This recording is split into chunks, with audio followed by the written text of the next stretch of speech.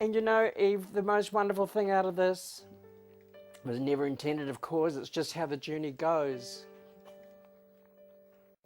I continue to have people come to me to share me their personal story of how I may have inspired them, how I have offered them an understanding about themselves, how I've given them permission to feel their grief, to feel their pain, but then to pick it up and make it happen and make it work. I think that when I hear stories, as everybody has a story,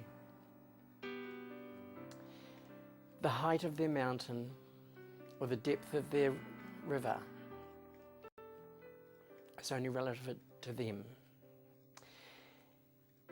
It's always easy when people can see somebody else who's had a worse time and think that their time isn't as bad.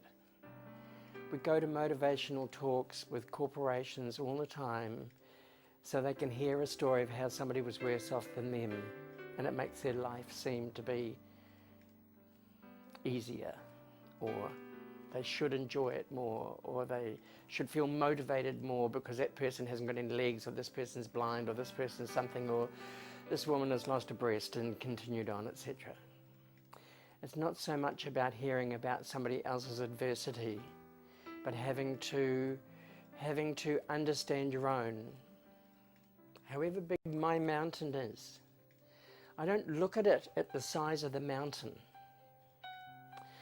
I look at it as how I'm going to get around it. And it's like this in my business at the moment. I struggle. I'm struggling hard to establish a business in these economic and global times of pressure. And it's a very ambitious thing that I have done to employ myself and to get off the benefit. But I look at this big elephant that I have, and I just figure if I just bite him one bite at a time, he'll get smaller, and he'll get smaller. The only thing is I have to have the strength to keep biting. You have to keep doing it. You have to keep doing it. And you can't self-indulge with the time that you're saying, I'm in a black hole and it's too hard and I can't do this. Then you have to stop thinking like that, and you have to remember the good days.